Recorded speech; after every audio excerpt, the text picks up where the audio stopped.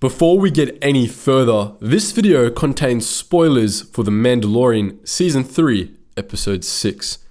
If you haven't seen it yet, we highly recommend you head on over to Disney Plus and watch it before continuing with the video. If you're all caught up, or just don't care, let's dive right in. After the Bad Batch's season finale last week, we're back to only one new Star Wars episode per week, but boy, did they make it count this week. The latest Mandalorian episode was, frankly, an absolute delight to watch. It hit many excellent comedic notes, and we certainly got several laughs out of how whimsically frenetic most of the episode was. It kind of felt like a hilarious fever dream, and after last week, we feel like we needed the comedic relief. But sometimes, comedy isn't just there to be funny. It's there to disguise something far more sinister lurking under the surface of all those smiles and happy faces. Let's talk about that. To start off, 80% of what happened in this episode is absurdly funny, whether that's the bad soap opera romance between the Mon Calamari and the Quarren at the start of the episode, or everything about the world of Plazir, the setting for our latest adventure into Star Wars land. We feel obligated to point out that Plazir sounds suspiciously like the word plaisir or pleasure in French, which would be an appropriate name for a place so focused on feeling dandy. Walking into Plazir is like being transported into a Willy Wonka utopia. The greeting droid is so polite and friendly, and our protagonists take a fun ride straight to the leaders of the place, who are having an absolutely delightful tea party with all their colourful guests. They're greeting so cheerfully, and the banter between the Lord and Lady of Plazir is just so quirky. My god. But that isn't what makes this entire setup funny.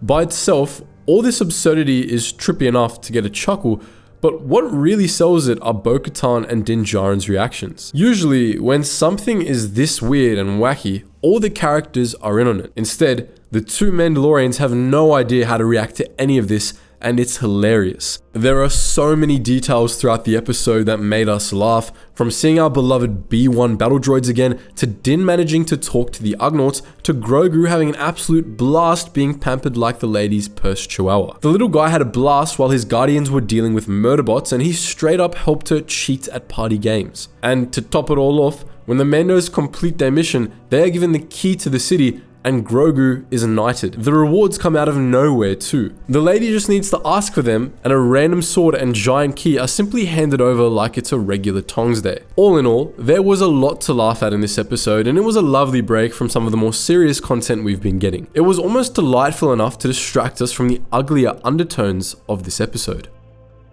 Under Plazir's iridescent veneer lie many unpleasant truths society as a whole doesn't want to acknowledge. The darkest truth of all is, of course, about droids and their rights. We've spoken before on this channel about how droids in the Star Wars universe aren't just mindless machines, but actual sentient beings. It's been a running theme for decades that most people don't acknowledge this at all, and even Star Wars itself makes fun of them mercilessly. This episode gave us surprising insight to both sides. To sum the plot point up, Plazir had converted a large number of battle droids into labor droids by reprogramming them. The droids had been pacified and now served the community by taking on all labor. The city itself was having issues because some were malfunctioning and causing harm, which was a huge problem as decommissioning all the droids wasn't an option. Before we even get into the droid rights issue, let's look at that point.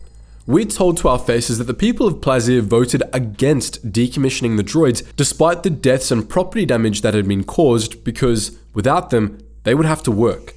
The droids gave the Plazirians the option to party and have fun without ever having to lift a finger, and the citizens chose to live with the risk of a droid unaliving them rather than have to go back to work. If that isn't a bold-faced commentary on human nature, we don't know what is. But back to the droids.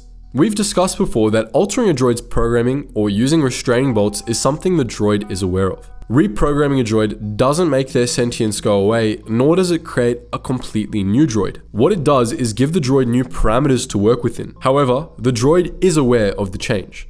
So all these former battle droids knew they were battle droids and knew they'd been reprogrammed to serve the community. And how do they react? They're grateful. In perhaps the most heart-wrenching scene regarding droids we've ever seen, the droids in the resistor bar tell the Mandalorians that they're afraid of this droid malfunctioning issue because they're worried it will lead to them being replaced. They outright state that they want to serve organics because organics gave them life and they're grateful for it. Organics live such short lives, so serving them is such a small way to repay them for creating them. If that isn't sentience, emotion, and logical thinking, we don't know what is. Frankly, organics do not deserve droids in the slightest. Unlike the droids, who are grateful to them for creating them and want to give back, organics have only ever abused droids. They've treated them like property with no rights or feelings. When they break, they're tossed out. When they malfunction, they're reprogrammed.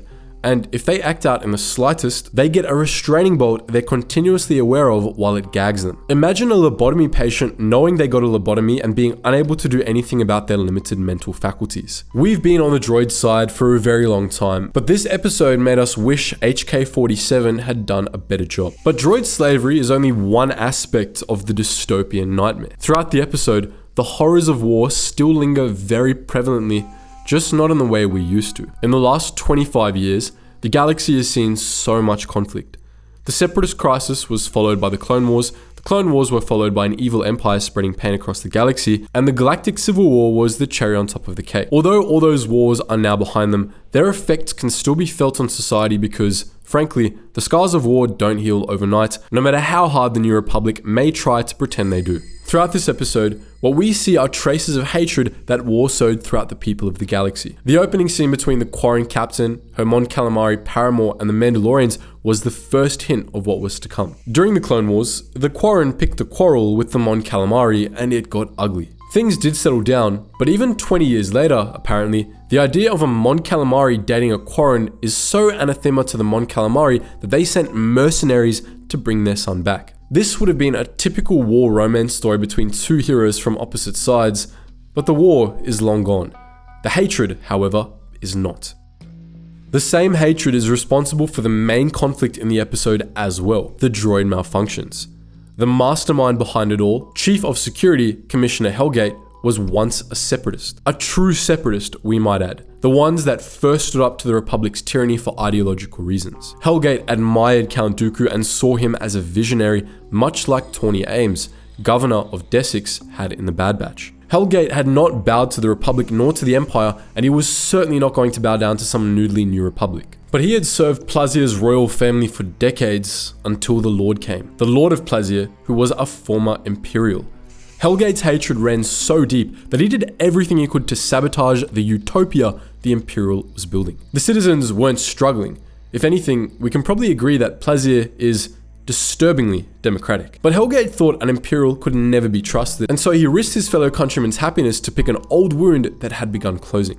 At the end of the day, Plazia tried really hard to be a fun, chipper place full of color and happiness, but it can never scrub the stains of war and oppression away. The louder society tries to scream that everything is okay and we love it here, the more skeletons they usually have in the closet. That cheer is never free. It comes at a price, and the ones paying that price are never the ones benefiting. In Plazia's case, it was droid slavery that let the people lead whimsical lives. But even in such a place, old enmities don't magically disappear.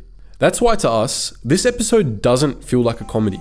It's exceedingly funny, but the comedy is there to highlight the darker notes. The episode is very blatant in its commentary on human nature, which is why we feel like we have no choice but to call this a masterpiece of dystopian comedy.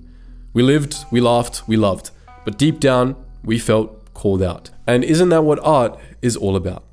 But what do you think, guys? What was the funniest scene for you in this episode? Do you also dream of a droid revolution? Let us know all that and more in the comment section below. And as always, guys, thank you so much for watching, and I hope to see you in the next video.